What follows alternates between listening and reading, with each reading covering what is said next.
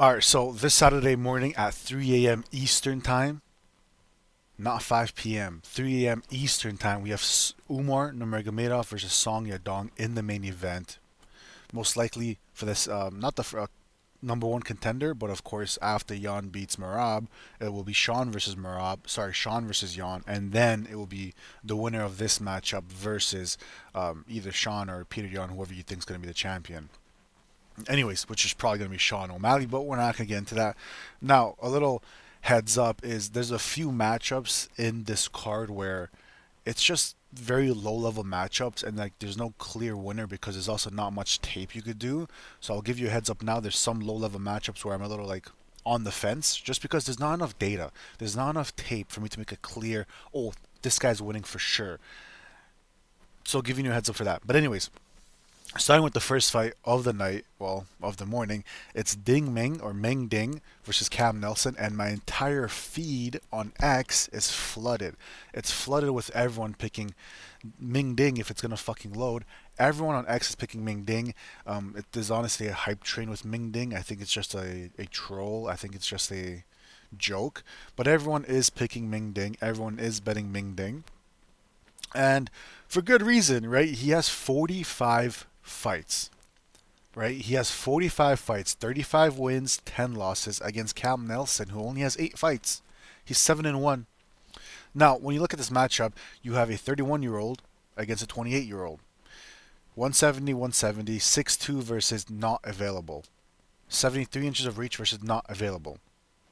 Now, in topology, you actually have 66% of the voters picking Nelson over Ding. However, a lot of, MMA Twitter and MMA YouTube is all over Ming Ding here. Now, this is very simple, right? Ming Ding, he has 10 losses, but he also has 28 knockouts. Ming Ding has 28 knockouts and 2 knockout losses. 28 knockouts is pretty nice. However, you look at his knockouts and then you realize, oh, right? Like, he's over here knocking people out who are 2-6, 4-8, 4-0. 1-0. Like you're fighting people who are 1-0 after having 30 fights in MMA. So he is the definition of can crusher. He has like 6 fights with 0-0 opponents. Ming Ding is not a good fighter, but that doesn't really matter in this matchup, right? So Ming Ding is a striker. He has a bunch of knockouts, but then you saw his fight against Jose Souza where it's like, where's that knockout power? You're over here with 28 plus knockouts, and all of a sudden you fight some loser on the UFC, Jose Souza, who's honestly not good either, and you don't knock him out? It was a close fight. Didn't get the finish there. When he fought in the contender series against Rami Ahmed, it went to decision. He lost a decision. Every single time he fights someone decent, he either loses or goes to a decision. He's not a good fighter. Odds are good though. If you have a clear lean or a clear winner here, you're blessed because the odds are pretty good here. However, Ming Ding has 4 losses to the submissions. Like his weakness is the ground game. And surprise, surprise, he's fighting a man called Cam Nelson from Canada who's 28 years old and he's a grappler. He's a grappler with 3 submission wins in his pro career, but he also have 3 submission wins in his amateur career, which wasn't that long ago. It was only 4 years ago. He's a grappler that trains out of Renzo Gracie PEI, so he comes out of a BJJ gym. The problem here is he's not just any Canadian. He's fighting out of PEI, and if you're a Canadian, you know Prince Edward Islands. He fights out of an island which is almost secluded, and it's literally like it's a fisherman town. Like if you live in PEI, you're a fisherman, and he's training out of there. So you can make the assumptions that his training partners are 0, his competition there are 0. You're looking at the people that he fought in topology; they're all 0. People that you don't know. What is the FLA? He fought his entire career and amateur career in FLA. I've never heard of FLA before. I don't know what FLA is. If I click on FLA, oh yeah, that's why. It's in Nova Scotia, which again, it's a small little part of Canada, very small population, and it's just a bunch of fishermen because there's nothing else to do there. And he's fighting little cans, literally 3-2, 2-2, 2-4, and these are not fighters, man. And it's hard because it's like, oh my god, a grappler versus Meng Ding, he must be so good. So then you go and you watch the tape on Cam Nelson, but his tape is so low level where it's like you don't know if his wrestling is that good. And at the same time, there's not enough tape on Cam Nelson. this is a horrible matchup because, like, on paper, if Cam Nelson is good enough, he should be able to come in here, take down Ming Ding, and submit him. But at the same time, we haven't seen how Cam Nelson does against people where if he's not able to take down Ming Ding, then what? Can he last? Can he strike? Does he have cardio? I don't fucking know. You don't fucking know. This is a horrible. It's a horrible. I can't do tape on this fight. I did do tape on Cam Nelson. It was one of his amateur fights, and he literally just picked him up, threw him, and just finished him. And I'm like, what the fuck? Um, I don't know who wins. Like, truly, I do not know who wins because I don't know how good Cam Nelson's grappling is. I truly don't know. And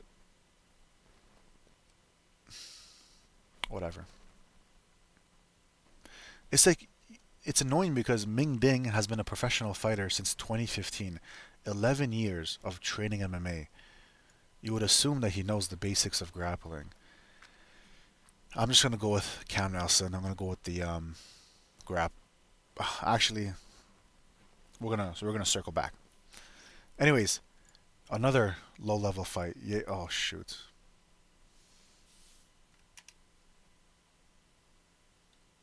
Um.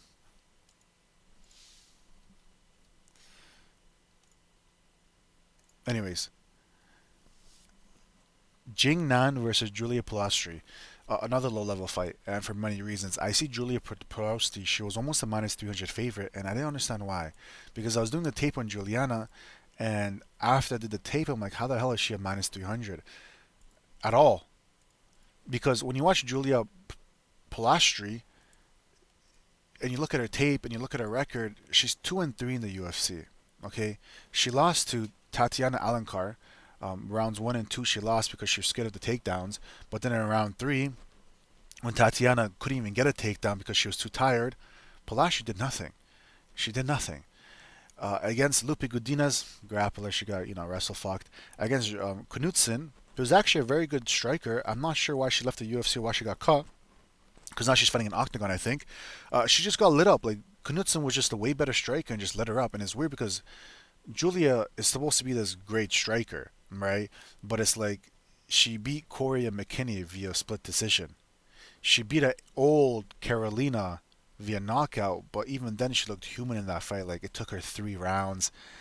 She was also getting touched up in that fight, but especially that Knudsen fight. Like that Knudsen fight wasn't even close. Knudsen was just lighting her up, and like she didn't like it. She didn't like the pressure. She couldn't handle the striking. Anyone with a decent striking, she just kind of like in that matchup she folded. She didn't know what to do. She slowed down. She was a little worried, and now she's fighting, you know, Jing Nan, where I was rewatching her last fight against Angela Hill. Well, to be fair, Angela Hill probably beats Juliana tomorrow if they fight, and she got smoked. Angela Hill smoked her. She was just way too clean for her. Angela Hill was clean, her kicks, her knees. But what I really liked was Jing Nan never stopped. Like even though she was getting smoked from the first minute, she didn't become discouraged. She didn't slow down. She didn't doubt herself. She just kept fucking swinging and banging. And I'm like, what if she fights like that against Juliana and Juliana just wilts? Because we saw her like sure this Asian girl's not as clean or nowhere near as clean as Knudsen, but she's a brawler and she's gonna go in there and swing and bang. And it's like, yeah, the right pick here is supposed to be Juliana. She has 5 fights in the UFC. She has wins in the UFC. She is the cleaner striker. But at minus 300, hell no. Are you fucking crazy? I would never lay.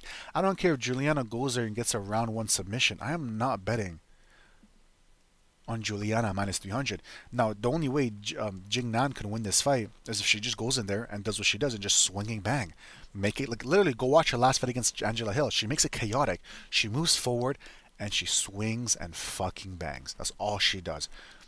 This could be a good knockout for Juliana. When someone swings like that, the second they overextend, you catch them on the chin, they're going out. Even though it's a girl's fight and you don't see a lot of knockouts at 115, when someone swings that wild and you catch them, they're going to be put out. Not because they're a heavy hitter, but because of the way they leave the chin open, right? And Juliana could do that here. But realistically, guys, like, listen, the pick is Juliana, but I will be a fool to take her at minus 300. I don't care if she knocks her out in round 1. I'm not taking Juliana at minus 300. I'm probably going to, bet on the Asian woman, maybe decision. have my ass cheeks clenched and hope that she wins. Otherwise, stay away from this fight. Stay away from the prior fight of this. Both of these two fights to start the card are horrible. No clear winner. Now, Lawrence Louis versus Hector Santiago, this is good. And the reason why this is good is because Hector Santiago is making his debut in the UFC, and he's a kickboxer. He's actually a kickboxer, and I'm not talking about a good kickboxer. I'm not talking about a glory kickboxer. I'm not talking about a kickboxer in Thailand. He's a kickboxer from Brazil, in Brazil. And that's it. Like, he's not that good. He's a kickboxing coming out of Brazil. No nice promotion or anything like that. And now he's turned into MMA. And on the MMA scene as well, he's fighting 0-0, 1-1, 2-0, 2-0, 7-3, 7-5. Not that great competition. And then just the record. And then when you watch those fights, he's literally fighting cans. Horrible people. And even in those fights, even though he's getting finishes, he doesn't look dominant. He doesn't look like, oh my god, this guy's like, you know, when you watch a clean kickboxer in MMA, you could tell, holy shit, his striking is so clean. You could tell he's a striker, a kickboxer. He's not like that. He's not that clean. He's not that much of a power puncher, and he's a kickboxer who was submitted a year ago. Less than a year ago, he got submitted via rear naked choke. Now, when you look at Lawrence Louis is 4 knockouts, 4 decisions. However, in his last fight against against Sulang Rangbo, we're gonna call him Rambo. Rambo, he's a very young kid from China, from Road to UFC, and he's very good. Rambo, he's 21 years old. He was 20 at the time when he fought Lawrence Louis, and this Rambo kid, he's gonna be in the UFC sooner or later. He's very good, man. This kid's striking, he's fast, he's quick, he's precise, his combinations, he hits hard. He's very good. And he was smoking Lawrence Louis at one point. In round 1, he wobbled and hurt Lawrence Louis. And Lawrence Louis just ate his shots, and went for a takedown. And I know Lawrence Louis isn't the greatest grappler, but in that fight, like, he showed very good cardio. Because the only way he won that fight was because he held Rambo against the cage. He held him against the cage for 2 rounds, and he won a split decision. He had nothing on the feet for Rambo, but what he did have was a solid chin to eat the shots, and then the second Rambo slowed down, he would grab him, take him in the cage, take him down, he'd get back up, take him down.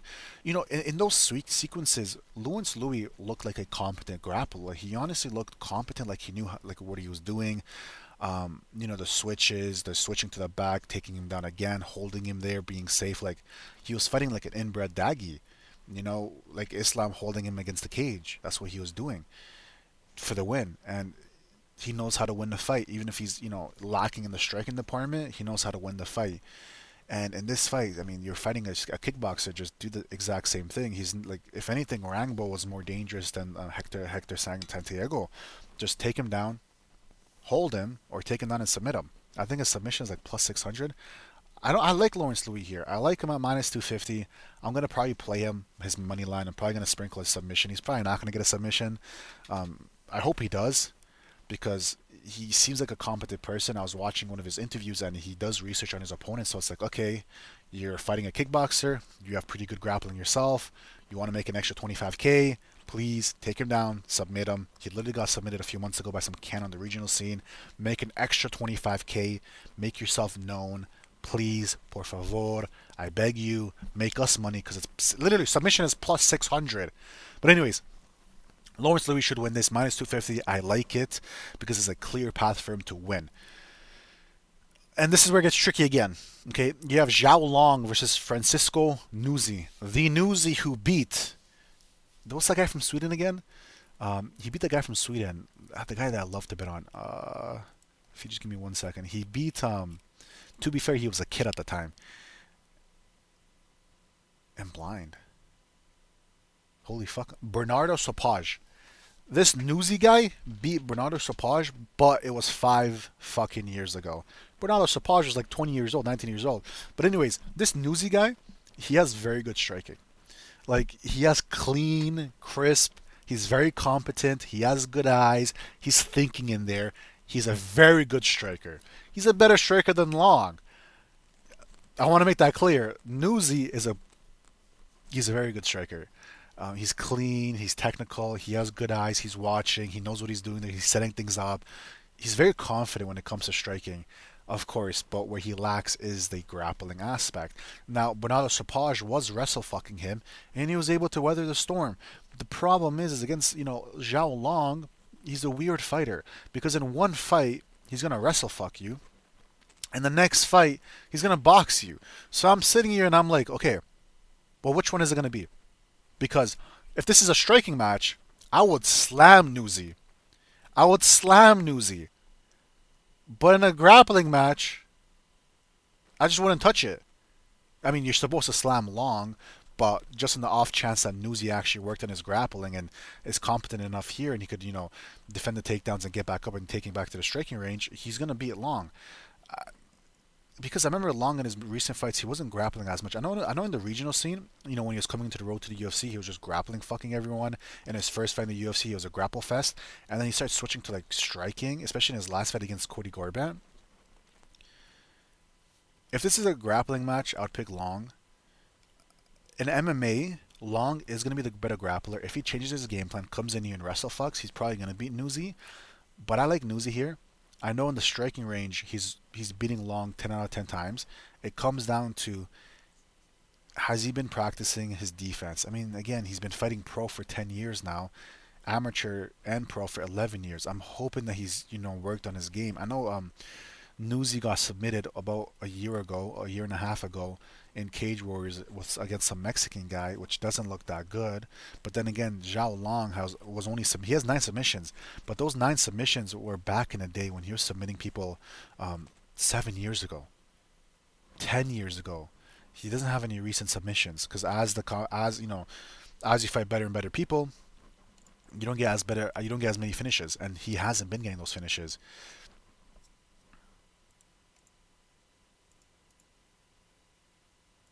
Because I remember I was watching his stand and bang against Su Young Yu, but Su Young Yu's a good grappler. This is tough. I think Long is gonna come in here and wrestle fuck. I'm gonna take Fuzi. I'm gonna take Nuzzi. Sorry. I think he's plus 150. Another low level fight, which it's hard, okay? And this fight is very hard between Jack Jenkins and Sean Woodson, but for good reason. Sean Woodson has 7 inches of height on Jack Jenkins. Sean Woodson has 10 inches of reach against Jack Jenkins. And not only that, but Jack Jenkins himself is not the best fucking UFC fighter ever, either. Okay? Now, on paper, Sean Woodson should win. And I thought that too. When this fight came out and I saw Sean Woodson was only minus 125 when the odds first came out, I was like, holy fuck. Free money. Because I remember Sean Woodson as this tall, long, rangy striker that keeps you at the end of his jab. And then I watch his fights. And I'm like, who the fuck is this? Because he's not that good. And I bet Dan Ige to beat Sean Woodson in his recent fight last year as a plus 180 or plus 170 underdog, and he did. And I remember everyone was picking Sean Woodson, but I don't understand why. Because Sean Woodson does not fight like a long fighter. He doesn't keep you at kicking range. He doesn't keep you at jabbing range. Sean Woodson loves to throw hooks and uppercuts, and his chin is always up in the air. He's always doing the Philly shell, leaving himself a little bit open because he doesn't know how to do it properly. He's always dipping down, and some of these wins, man, like, they're very close. Like, he got smoked by Dan Ige. He lost 2 rounds and he gets knocked down the 3rd round. Against Fernando Padilla, where he's horrible. He should never fight ever again. Against Charles Jourdain, it was a split decision. Against Luis Saldana, was a split decision. Split decision against Yusuf Zalal back in the day in his first stint. It's just, I was rewatching the Sean Woodson guy and I was hoping to see, like, long distance striking where he could just pick up Jack Jenkins for 15 minutes so it could be the easy win of the night. But I didn't see it. Like, he was making all these fights a lot closer. He was, getting in range of his opponents when he doesn't have to. And I'm like, bro, like, one overhand right would just drop you, man. And he's been dropped so many times. And then you look at Jack Jenkins and himself, it's like, Jack Jenkins isn't the best striker either. Like Jack Jenkins, sure he dropped and hurt Ramon Tavares, won a clear decision there. Um, he got dropped. I think he got dropped. No, I think. Pardon me. I think he dropped Gabriel Santos. That was nice. You see how I'm like so stuck here because it's like Jack Jenkins has flashes of brilliance, and that's it. It's just like flashes. Like he has good low kicks, he has good body kicks, but you're not gonna really head kick Sean Woodson. He has 7 inches of height on you. I think they're both orthodox, so that's plus because the low kicks will be there. And Sean Woodson does not fight far. I remember once in his last fight he was throwing some nice overhand rights. Jack Jenkins, you need him to throw that here. When this fight came out, I thought I was gonna pick Sean Woodson, but after tape, I don't like the way Sean Woodson fights. He doesn't fight long, and if he's not gonna fight long, I'm gonna go with Jack Jenkins. And it's stupid because all Sean Woodson has to do is just jab and move, jab and move, jab and teep, jab and kick. I just don't trust him to do that. I'm gonna have to pick the underdog, the plus 130 underdog, Jack Jenkins. And these are low level fights, man. You're gonna hear my voice change and the way I'm speaking once we get higher level bouts. Okay. Now, Ray Tsuruya versus Karen Borjas. In a striking affair, I would of course take Kevin Borjas 10 out of 10 times. Every single fucking time. But this is not going to be a striking affair. It's going to be a wrestling affair. And in a wrestling affair, I'm taking Ray Tsuruya. I was really impressed in his last fight. I know he was fighting Luis Gurul in his last fight, but Luis Gurul is a pretty good grappler. He's a very good wrestler and a pretty good grappler. Very good scrambles. And what he did to Luis Gurul, and I was watching it live at 5 in the morning, and I'm like, what the actual fuck? Because I thought that fight was going to go to decision. This guy,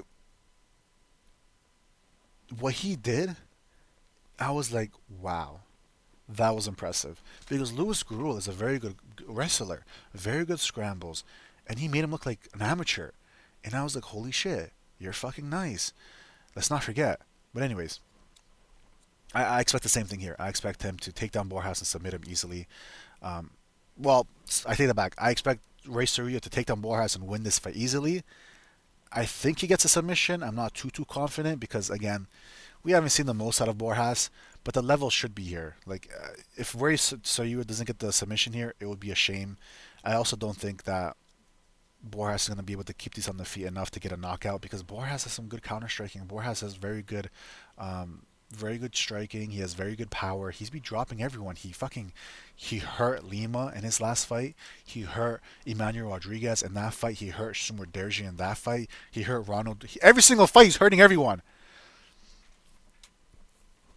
But let's also not forget that he gave mount to Alejandro Costa, and then of course he gave up. That was after a bunch of low kicks, but he gave up mount in the scrambles to Alejandro Costa. And if you're gonna give that to Alejandro Costa, who I know is a good grappler, what about a wrestler and grappler in Ray Tsuruya? But anyways, Ray Tsuruya via win. Now this is where we have to pull the brakes. This is where I have to relax and actually talk properly about this fight because this is my fight of the night. This is a very interesting fight. Very interesting fight. And I'm going to pull up the stats here so I can break down every single thing about this fight. Okay. Andre Lima versus Namsari Batbayar. Batbayar. Andre Lima versus Batbayar. 27 years old, 25 years old. 125, 125, 5'7" to 5'6" of Batbayar, 67 inches of reach to 68 inches of reach. 21% of Topology picking Lima, 29% picking Batbayar. Now, Andre Lima did say he wants to go to 135, but he didn't because his fight is at 125. Now, in his last fight against Kevin Borjas, prior to that fight starting, I was like, I've been waiting for the day to fade Andre Lima. And I was telling myself, but isn't there a chance that Kevin Borjas catches him and drops him? I'm like, yeah, but that's not going to be enough to win the fight. And I'm like, yeah, you're probably right. Because Andre Lima, I know he's 4-1 in the UFC. At the time, he was 4-0. He was a huge favorite in all of these fights. We're talking about, minus 7-7 against Kevin Borjas, minus 400, minus 200, minus 300. And I just never thought he was that good because he's not dangerous. Right, he's not dangerous. He's a very he's like a point fighter, a pressure fighter that likes a point fight. And I was like, I know it's gonna be a day to fade him. And sadly, it was against Kevin Borjas where I wasn't able to fade him. I did live bet Borjas, but making 100, $200 is nothing, so I don't even count that. But in that fight, what you saw was him pressuring Borjas, and then Borjas was moving a lot, and Borjas would stop, catch Lima while he was coming in, then move and stop, catch him while he's coming, move and move, and then Lima would get frustrated and Lima committed, and the second Lima committed, Borjas counted him and wobbled him so bad that he won the round. And then round two, same thing. He started countering Lima. Like, Lima is the pressure fighter, keeping you on the back foot. He was on the fence, circling and circling and circling. He would stop, counter, stop, counter. Lima would overextend. He would get caught again. And then round three, of course, Lima won because Borjas was too tired. Against Daniel Barras, same thing. Like, I'm not saying it was a close fight, but like against Daniel Barras, like he did nothing. Like, he was keeping him in the cage, winning off of a jab and a kick. He's not entertaining. He's not dangerous. Daniel slows down, takes him down and submits him. Felipe Dos Santos, same thing. It was a boring tic-tac-toe fight. And then they just, he reversed Dos Santos, got on top of him. Mitch Raposo, split decision against Mitch Raposo is crazy. It's crazy. Like, I don't see anything special of Lima. Like, he moves forward. He has good low kicks. He has good kicks. Not dangerous. He jabs, 1-2s. He has great pressure. Now, I know everyone is high on Temerov, but we were high on Temerov on my channel before it was cool. And there's one thing about Lima that he does that Temerov would knock him out, which is as he's pressuring you, if you throw a 1-2, he's gonna lean back, and then you both reset. But what Temerov, because he leans back, what Temerov does is he knows that, right? So what he does is he throws his 1-2, but then with his 2, he knows he's not going to land it because Lima's going to step back. He steps forward with the rear hand, with the rear leg, into the opposite stance, and at that point, the real strike that he was trying to land is his left hand. And at that point, since Lima already leaned back, he's fucked because he can't move now, and then he gets caught there. Because so many times in the Kevin Borjas fight, even in the Dos Santos fight, Lima would lean back. Lima would lean back, but no one would follow up. You have to follow up. You have to double up to catch him in the lean back or catch him in the action of coming back to his stance, and you would literally knock him out. Temerov does that perfectly. Kai Kara France does that perfectly. They would knock out Lima, not because of who they are, but because of stylistically. In this fight against Batbayar, I'm praying Batbayar did the tape and saw that, as a defense mechanism, Lima loves to lean back. Because if you love to lean back, you double up. Double jab, right hand. Fake the right hand, left hook. You could, like, when people lean back, you just catch, because when you lean back, you have to come back to your stance. And that's when you kill, and that's when you clip them. And we need Batbayar to do that. I haven't seen him do that yet, because he hasn't been fighting the best of competition.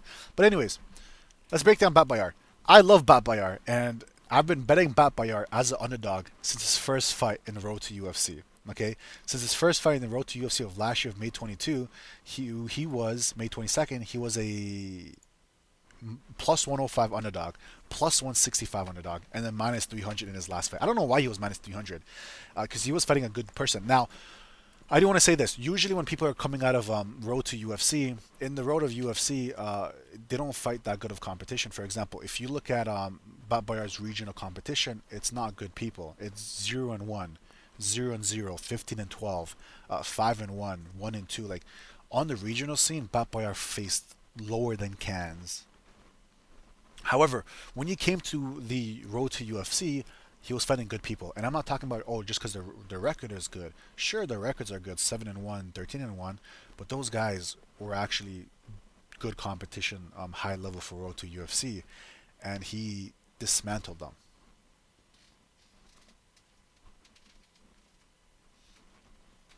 Now, Batbayar, he hits hard. And the reason why he hits hard is he's a southpaw, and he hits really hard because he doesn't like throw a traditional cross or rear hand, I should say, or even overhand.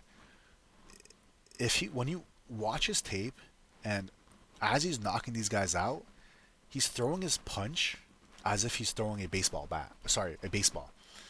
he's punching like he's throwing a baseball. Like he's literally throwing his entire over. Like usually when you're punching, you want to use your hips, right? You want to use that torque, your hips, your I don't know what those muscles are called by your abs, but you want to turn into those punches or like drive your hips. This guy drives his shoulders, like his upper body. If you ever watch a pitcher throw a baseball, that's how he punches, and that's where he gets all of his power. Like he's literally punching these guys and knocking them out cold, like he's throwing a baseball.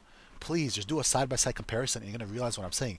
He punches so goddamn hard, so and like his mechanics are completely different to other strikers because he's literally throwing with his like his entire over like his entire upper body is he's throwing all of it into his punches, and I really like Batbayar.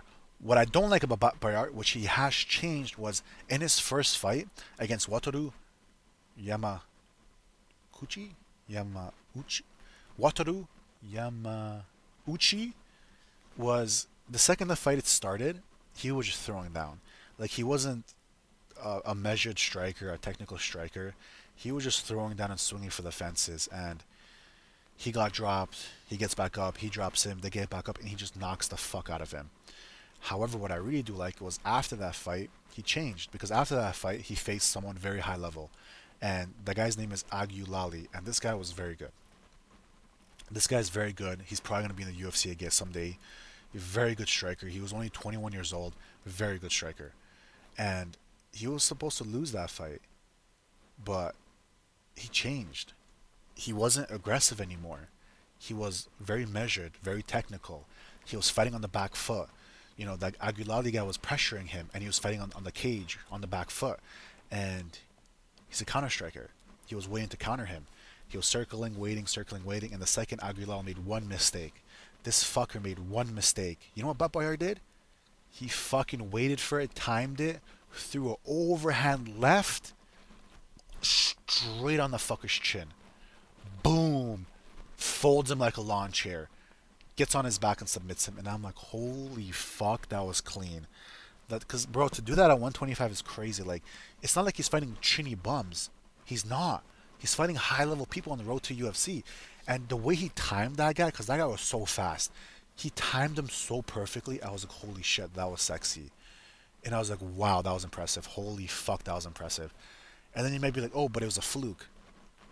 This motherfucker does the same thing a few months ago in May against Xiao. This guy's so aggressive moving forward. What does Batbayar do? Step back. Boom! Rear hand right on the chin. And I'm like, holy shit, you just folded him like a chair too. I'm like, damn. Bro, this Batbayar guy, he's very clean. He's very methodical. He has fucking power.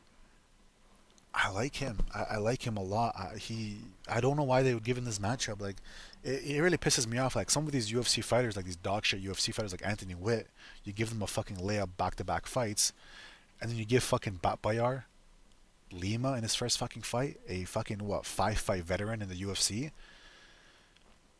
On paper, Andre Lima should win. He's a more experienced guy. Andre Lima has a fuck ton of MMA fights. He has one loss. He has a fuck ton of kickboxing fights, a fuck ton of Muay Thai fights that we don't even know about. His entire life is striking. He has good grappling, but also Batbayar has very good grappling too. Andre Lima, he should win this fight. You know, he knows how to win fights, is what I'm trying to say. Because the only way Batbayar could win this fight is if he has bigger moments, which is rare. It's rare to see someone win a fight via bigger moments versus someone that could like win rounds, right? Because Lima, he's gonna pick his shots. He's gonna jab. He's gonna kick you. Well, to be fair, the kick's not gonna be there because it is a or southpaw versus orthodox, which would open up body kicks, which is even worse. It's tough. It's tough because can Batbayar knock out Lima? He could. Can Batbayar win via knockdowns? Maybe. It's just I'm not high on Lima at all. Listen, I'll tell you this. I'm betting and taking and picking. I'm taking Batbayar, but I'm not confident in him. Like, if he's a plus 250 underdog for a reason, because there's a lot of unknowns compared to a proven veteran like Lima. 5 fights in the UFC, 4 wins. He knows what he's doing, and he knows how to win fights, especially in a striking fight. You know, picking Batbayar here means he's gonna knock him out. I really like Batbayar. I really like his style. Do I think he wins the fight? I think he has a chance. Like this fight should be minus 110, minus 110, because it's either Lima is able to pick him apart and win a decision, or Batbayar fucking drops him 2 different rounds and wins a decision, or knocks him out. It's just if Batbayar does what he's been doing in his last two fights, which is being patient, patient counter, patient counter, he could win. Because we saw what happened in his last fight.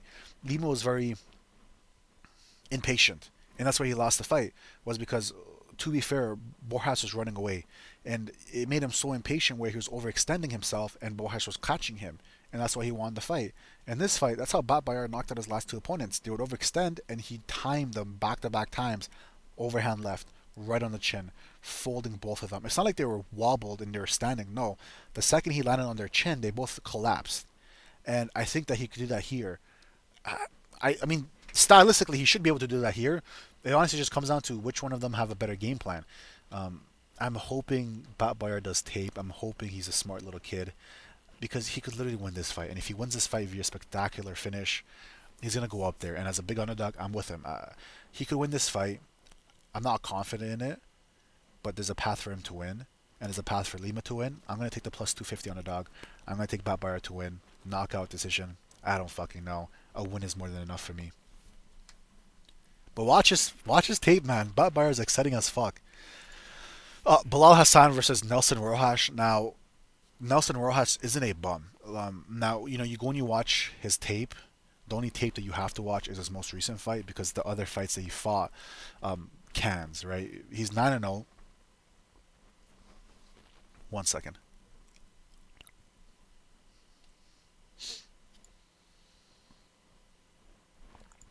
Okay, so this Peruvian guy or Chilean guy, Peruvian guy, he trains with Kevin Borjas. He's 9-0. He's 27 years old. He has amateur fights. He's been fighting since 2016. He went pro at 2018, and he's 8-0. Uh, he's been fighting cans, 1-0, 2-0, 0-1, 2-2. However, his most recent fight fought another. I, I would say a can, but better than a can because he was a very durable guy, and he was the only guy that he didn't finish, and another guy. But in that fight, you saw everything. You saw a decision fight. You saw both of them get tired. You saw both of them swinging, but like you saw the complete package of a fighter, where you don't have to go and do tape on every single fight because in that one single fight he showed you everything you have to see. And against that, and in that fight, Rojas, he looked good. Like he looked competent. He looked like he's not a can. He looked like he knows what he's doing. He had good striking, good footwork, good high guard. Um, he looked like he has good power. Like he knows what he's doing. He's not a can. He's good. Um, but does he win this fight? No, because Bilal Hassan is better. Bilal Hassan has better footwork. Bilal Hassan is faster. Bilal Hassan will could fight anyone's style. Like he will come up with the game plan to beat someone at their own specific style. And to beat Rojas, it's very simple. You fight like Bilal Hassan, which is you fight him at range, you keep him at range, you keep him at distance, you kick him, you jab him, you tip him to the stomach. He moves forward, you move, you circle, and you fight him at distance. And that's what Bilal Hassan's gonna do. As long as Bilal Hassan doesn't overextend, which is funny because if you watch Bilal Hassan's regional fights, and even though he's fighting trash cans, he doesn't overextend. Like he knows he's winning the fights, and he not once does he get overconfident to the point where like he puts himself at risk. And it's like if you're doing that in the regional scene, you're sure as hell not gonna do that in the UFC. And Bilal Hassan is just too smart, too measured, and he's gonna know exactly what he has to do to win this fight, and that's what I think is gonna happen. Now I don't think Bilal Hassan gets a round one knockout. I actually think the fight probably goes to the decision. If it doesn't, it's probably like a head kick or a body shot kick where it finishes Rojas. But I don't see Bilal Hassan knocking him out. Like outside of like a head kick knockout or a body shot knockout, I don't think Rojas gets knocked out. I think it like either late knockout or it goes to decision. I was hoping for a fat number like plus 600 decision. The motherfucker's plus 200. Are you fucking kidding me? So I guess the odds also agree with me. Like, you have to understand, Bilal Hassan isn't like a knockout artist. Like I know he has 90% knockouts, but they're like via head kicks, via body kicks, via exhaustions. Like he's not going in there and like knocking people out with his hands. He's not doing that unless if you're Indian. But anyways, Bilal Hassan should win this. I think by decision. Do test test test. Does my voice sound different? Anyways, Levi Rodriguez Jr. versus Lucy. Fucking someone's getting knocked out. I don't know who. If Rodriguez is smart, take him down, submit him. Can he do that? I don't fucking know. because Rodriguez is a striker himself. The difference here is one's a long life MMA fighter. Okay, you don't have to be the greatest striker. Take him down and submit him. Otherwise, they're both gonna swinging bang. Whoever lands first gets a knockout. I have no fucking clue who lands first. Alex Perez versus Sumadaerji, and this is interesting because in their last fight, Alex Perez won round one, and he won round one clear because he was landing more clear shots, landing more impactful shots. He kept Sumadaerji against the cage for almost the entirety of the fight. Sumadaerji was on the back foot. And then round two starts, and the one mistake that Alex Perez made was he stopped moving. Because in round one, he was constantly moving, switching stances, moving forward and back, moving left and right. And in the second, he didn't move forward, and he waited, and then he moved. Sumadaerji caught him with a straight right and dropped him. And it wasn't necessarily like, oh my god, he almost finished him. No, he dropped him. Alex Perez was still there. They scrambled, and they got up. Now, yeah, I mean, that's about it. Like, it's tough. It's tough because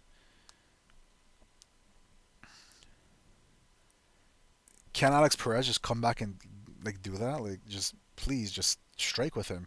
Because what I don't like was Alex Perez was having success on the feet, and then he was forced in the wrestling. I don't know why. I don't know why. Like, you're forcing the wrestling. You didn't get it. So like in this fight, just do the same thing. Come and strike. Keep him on the back foot. Use your weird, awkward style of like going in and out, leaning down, leaning up, switching your stance, throwing those hooks. Because what Perez loves to do is he loves to get you moving backwards, and then he just throws a bunch of shit. Like as you're moving backwards to the cage, he throws like left hook, uppercut, and two land, two doesn't land, but he's still landing, and it looks impactful because you're running away, and that's how he wins his fights. And he could do that again here. The problem is what Sumadaerji did was when they're standing in the middle of the cage, Sumadaerji, he used like a left hook, not necessarily to land it, but he used like a slapping down left hook where you slap the person's guard down, and then boom, came with the right straight right and dropped him hard. Like, because if I'm Sumadaerji, I'll be coming into this fight a lot more confident because I dropped him, and if you dropped him once, you could do it again. And not only that, but you defended all of his takedowns.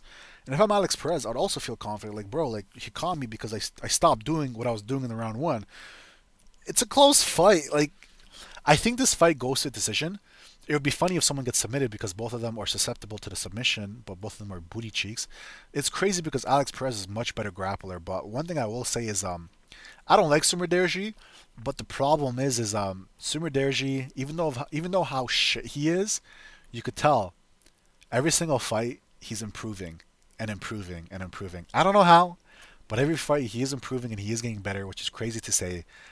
I'll tell you this: my pick is Sumadaerji. I think Sumadaerji probably wins. Would I bet Sumadaerji? No. Am I probably gonna sprinkle Alex Perez and hope that he wins and clench my ass cheeks at 4 in the morning? Yeah, because again, it's like Sumadaerji. So I might play this like this. Right? I might make a parlay and I have Sumadaerji by points plus 180, and also have Alex Perez by points plus 600. Hey, plus 600. That's crazy. Because Alex Perez could have won by points in his last fight. That's crazy. Plus 600 points.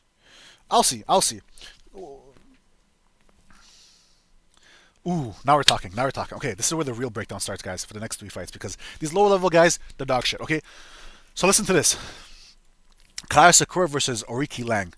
Now, Aoriqileng is 26-13. He has 39 fights, with, of course, 13 losses. In this fight, Aoriqileng has been knocked out only 2 times in his career. Only 2 times. You might ask, but who the fuck knocked out Aoriqileng? I'll tell you who. Number 1, Ayman Zahabi. Ayman Pillowhand Zahabi knocked out Aoriqileng. How did he knock out Aoriqileng? In 1 minute? Well, it was very simple. In the middle of the cage, he was stepping in while throwing a combination, and then Aoriqileng was moving backwards mid-combination, and then a left hook caught Aoriqileng as his stance was squared. You see this a lot. You see a lot of fighters get knocked out as they're moving backwards. Why? Because they don't have a strong base. Because as you're moving backwards, or as you're moving in a fight, you're on one leg, or you're square. You don't have, like, for example, when Carlos Praches knocked out Leon Edwards, it wasn't because he caught Leon Edwards on the chin so hard he knocked him down. No, it was because Leon Edwards was moving backwards trying to get out of range, and he caught him as he was trying to get out of range on one foot. That's why when he got knocked out, and you look at his feet, like he was in the air. And that's what happened in that fight against Ayman Zahabi was he got caught in a bad stance. And then again, Cody Haddon, Aoriqileng he's quite weak to the stomach, like Wes Schultz. Or Cody Haddon is a fucking grappler. He's not even a striker. And Cody Haddon threw the simplest knee in round one to Aoriqileng's stomach, and Aoriqileng dropped. And thankfully the round ended. But then when round two started, in the clinch, Haddon threw another knee to the stomach, and it wasn't even a hard knee. And Aoriqileng dropped, and I'm like, what the fuck? Those are not even hard knees. Because Kyle Sakura, if you watch his highlights, he throws hard fucking knees. Bro, the knees that Kyle Sakura throws would break your fucking rib bone. Bro, Cody Haddon didn't even try to throw a hard. It's like, listen, if you're training and you're in the clinch, you just throw a knee for like just to score a point. Like you're not even trying to do damage because to actually throw a knee to throw damage, you have to bring out your hips and actually throw yourself into it, drive yourself into it. Most of these guys don't do that. We just, you just throw the knee just to score a point. Kyle Sakura, he has like 4, 5, 6 knockouts via knee, via flying knee. Kyle Sakura has the nastiest fucking knees. He even like steps back. As you're coming in, he times the knee, knocks you out to the stomach. He literally did that against Hona Chaleta. Or he does a flying knee, tries to catch someone as they're trying to go for a takedown. But I'm telling you this now. Kyle Sakura has like 5, 6 knockouts via knees. I'm telling you that right now. And they're very good knees, man. Like Kyle Sakura's knees are nasty. But that's probably not some. That's probably not what. That's probably not what's. Ooh, damn. That's probably not what's gonna win Kyle Sakura the fight. What's gonna win Kyle Sakura the fight, and it's probably gonna be a quick knockout, is his striking. Kyle Sakura has one of the best striking in the division, and it's because of his style. Kyle Sakura's style. It's very it's special and unique to him. The way he moves, the way he switches his stance mid combination, the way he like fakes, it's artwork. Kyle Sakura's striking is quite beautiful, and his hooks, like what he did to Cameron Sutherland, and it's not like what he did to Cameron. It's what he did was he threw a fake rear uppercut just to close the stance. He switches his stance, throws his right, then his left hook, and I'm like, oh my god, like, because it's like so hard because like you're focused, like, okay, I got to get out of range of the rear uppercut. But then you're like, oh shit, it was a fake. Then boom, the left hook hits you. You're like, fuck, what the hell? And it's like, what Kyle Sakura strives in is catching his opponents as they're moving backwards. And we've seen Aoriqileng moving backwards. He got dropped by Ayman Zahabi. But it's not that he got dropped by Ayman Zahabi. It's just, you watch all of these sequences, like for example, against Daniel Marcos. A lot of times, like, there's some sequences where he tries to get out of the range, and he always squares his stance. And I'm like, bro, if you like, these are things that people don't work on, and I sure as hell know what Aoriqileng is not working on. Is like, if you're moving backwards, you gotta shuffle your stance back. You can't, like, if you're in your fighting stance, you can't bring your foot back, square your stance, and then bring your rear foot back and go back in your fighter stance. No, you have to step back. You have to shuffle back. Aoriqileng doesn't do that. Kyle Sakura is going to catch Aoriqileng when he's squaring his stance or via knee. Kyle Sakura is going to knock out Aoriqileng very easily. Don't forget, this is the same fucking Aoriqileng that Jeff Molina, the gambler, dropped twice. Bro, Aoriqileng is chinny. Or I know it doesn't seem like he's chinny, but I'm telling you, he's chinny. Aoriqileng also doesn't take damage well. He doesn't eat damage well. He doesn't look good when he eats damage. He's going to get knocked the fuck out. Like, this fight is not close. Kyle Sakura is going to knock him out, and it's going to be another, spectacular performance. I also like is that Kyle Sakura was saying how like he has a special combination just for Aoriqileng, and I like that because that tells me that he did his tape and he did his homework on him and he knows exactly what he wants to do in there. It's because Kyle Sakura is a striking specialist. His entire career is striking. Like, I know he's been fighting some, I want to say bums, but early on in his career he was fighting bums. But it's like the shit that he's doing to these bums, man. Like, he has so much experience in striking. Like, bro, he's gonna feel so confident in this fight. Like, he's literally fighting a striker. He's gonna be so confident in this fight. Like, I don't know how Aoriqileng wins it because we've seen Kyle Sakura get dropped. He has good recoverability. He just gets back up. And like, the only people that actually finished a Kyle Sakura, you wanna know who it was? A prime Kyoji Horiguchi, Manal Cape, and some random fucking person from 9 years ago. Kyle Sakura's gonna sleep this poor guy. R.I.P. to the homie. Yan Xiaonan versus Denise Gomez. Very simple. Yan Xiaonan, as long, and I say this a lot of times, and I'm gonna say it again, as long as. Let me just take a sip.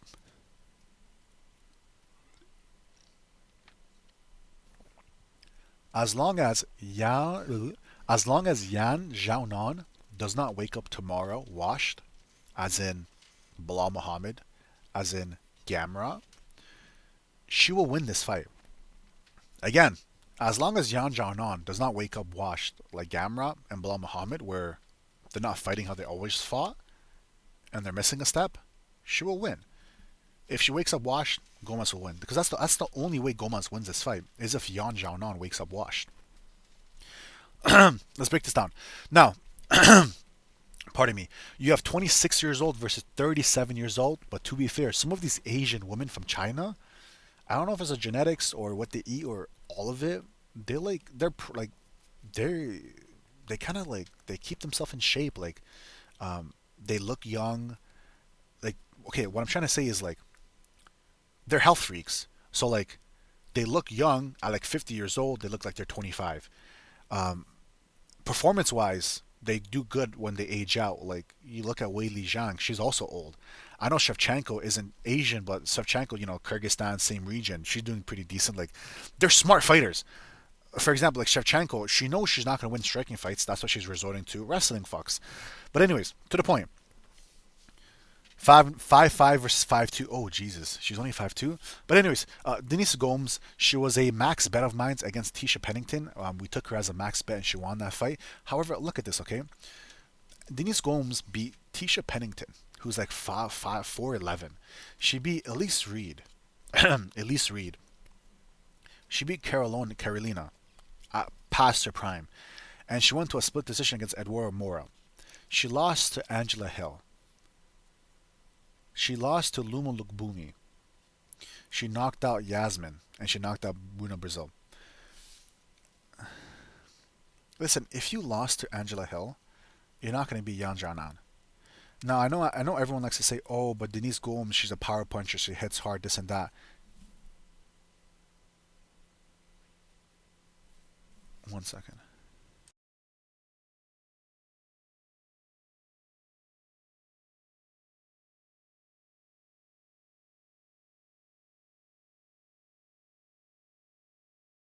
No, I know everyone likes to hype up Denise Gomes and be like, oh, she's a power puncher, she's a knockout artist. Brother, she has 7 knockouts and 5 decisions. She has more knockouts than decisions. Her most, wins are via knockouts. But then she comes to the UFC and, she has decision. Where is it? So she knocked out Bruna Brazil. Bruna Brazil. Yasmin. Yasmin was a fluke. And then, she knocked out Elise Reed, who's honestly chinny. And then, of course, Tisha Pennington. She doesn't even hurt Tisha Pennington. No. Listen, I'll tell you this. Listen. Denise Gomes, yes, she hits hard. But why does she resort to wrestling? She drops Elise Reed, then she starts wrestling her. She's outstriking Tisha Pennington, and she's always clinching and grappling. And it's like, Denise Gomes, like, she's she's a decent striker, but she's not fast. She's not fast. She doesn't really have the best head movement. She doesn't have good footwork. Like, you could outpoint Denise Gomes, and that's exactly what Angela Hill did. And it's like, if Angela Hill beats you, Yan Jianan is like 5 times of she's like 3 times of an Angela Hill. Yan Jianan, she's like a complete striker because of how fast she is, because of how smart she is, because of how she could fight on the back foot, on the front foot, because of the way she could counter you. Bro, I know Yan Jianan was supposed to win against Tabitha Ricci. She was, what was she? She was only, she was minus 200. Oh my god. I remember betting on, because I did the Yan and Yan parlay. It was Peter Yan or Piotr Yan and Yao Jianan. But what she did to Tabitha Ricci, she fucked her. Absolutely. Like, it wasn't even close. But it's crazy because Tabitha Ricci, she's a decent striker. Like, she's alright. But she made Tabitha Ricci look an amateur. Tabitha Ricci couldn't even touch her. She won all 3 rounds. It wasn't even fucking close. Tabitha Ricci, she had nothing on her. Tabitha Ricci was 5'1" and she looked like a different weight class. Denise Gomes is only 5'2", while Yan Jianan is 5'5", 5'5 and a half. She made her look like an amateur. Against Jessica Andrade, I know it was a 2023 Jessica Andrade. What did she do? Step back, step back, step back. Boom! Counter her, knocked her out. Like she's a very competent striker. Very competent striker. You want to know who Yan Jianan's losses are? Verna Jandaroba. And even against Verna Jandaroba, she was doing pretty good. She was able to get up. If your wrestling isn't as good as Verna Jandaroba or Wei Li Zhang's, you're losing. Denise Gomes, she's been implementing her wrestling. I agree, but her wrestling is not as good as is nowhere near Verna Jandaroba's or Wei Li Zhang's. And because it's not, how does she win this fight? Denise Gomes, she's gonna get frustrated. She's not going to be able to hit Yao Jianan. She's going to get frustrated. And Yao Jianan's just going to pick her apart. She's going to pick her apart. Yao Jianan is second to none to Wei Li Zhang in the division. Her striking is beautiful. She's so competent. She's so fast. She knows what... She's not losing in fucking China. Oh shit, she's only minus 140. Hold up. I'm literally selling myself. Hold up. UFC Shanghai, minus 145. Put that with Umar. What is that? Plus 103. Let me see this real quick. Oh, that's fucking... Bro, her... Yao Jianan by points is minus 125. Look at that scam. Fucking scammers. What is unanimous decision? Damn! Yao Jianan minus 3.5 is plus 200. I mean, I could see it. Bro, because she did not even take a round off against Tabatha Ricci. Yao Jianan, unanimous decision, is minus 110. Listen, the only way Denise Gomes wins this fight is if she knocks out Yao Jianan. And it's a strawweight. Like, when do you ever see a one-punch knockout artist in strawweight? You don't see it. She didn't knock out Tisha Pennington. She knocked out Elise Reed, who has 6 finished losses. She didn't knock out Karolina Kowalacz, she's the Polish girl. She didn't knock out Eduardo Mora. She knocked out who? Yasmin. And man, go watch the Yasmin fight. That was whatever. And Bruna Brazil. Bro.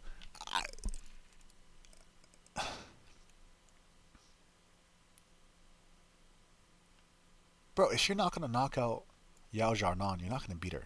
It's that simple. And I don't think Denise Gomes is going to knock out Yao Jianan.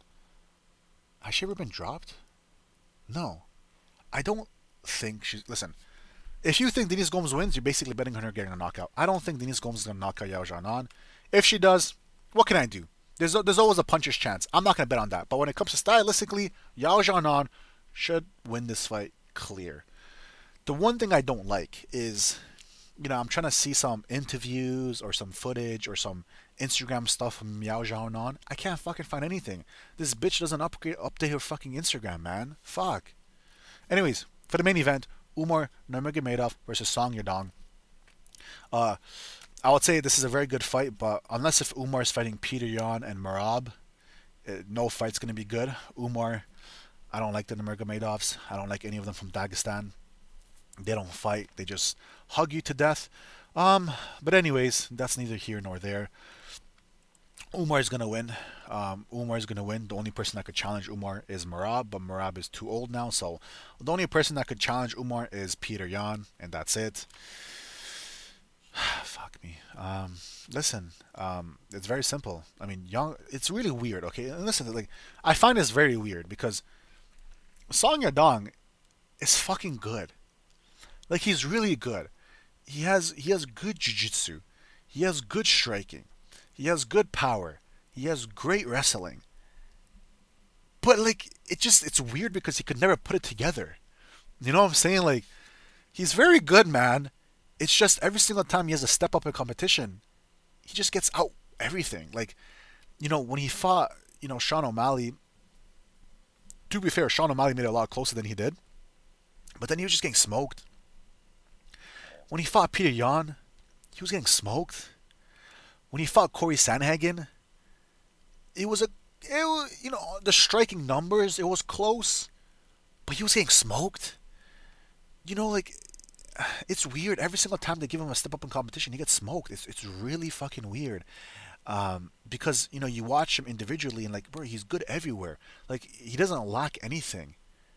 He's good everywhere.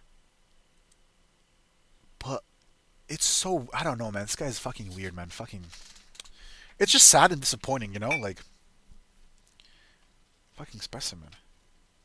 But anyways, I'm not going to break down this fight. It's very simple. Umar is just going to hug him to death. If he's not going to hug him to death, it's very simple. Umar is just going to circle, circle, kick, circle, jab, kick, circle, jab, take him down.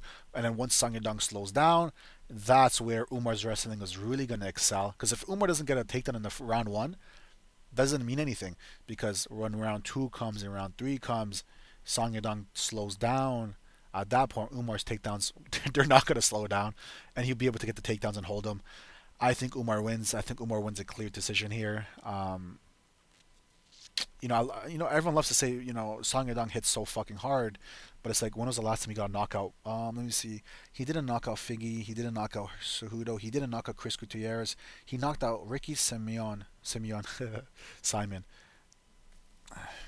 I mean, then he knocked out Marlon Morales, but that was out of his prime.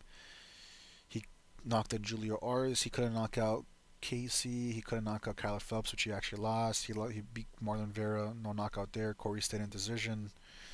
Yeah, I mean, it seems like he hits hard. It sounds like he hits hard. I mean, he doesn't really, but then again, it's 125.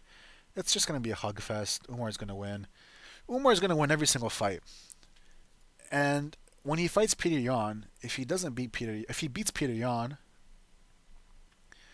if Umar beats Peter Yan, there's not one person that could defeat him. And it sucks. Because I hate Dagestan with a passion. And it sucks because 135 is one of the best divisions in the UFC right now.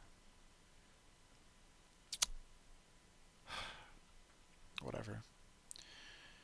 Fucking Umar just ruined my mood, bro. For the rest of the day. Fuck this guy, bro. Anyways, let me run through this again. I know this was a long video. Umar's going to win. Yon's going to win. Asakura's going to win. Sumadaerji should win. I'm probably going to sprinkle Alex Perez. Levi versus Siulu. Whoever lands first. Bilal Hasan via decision. Batbayar, hopefully. Ray Tsuruya via submission. Nuzzi, Jack Jenkins. Lawrence Louis should win for sure. I mean, I hope he does. I'm going to take Jing Jiang Nong Zhang. I'm going to take Ding Meng. Or, yeah, pause. No. Yeah. Anyways.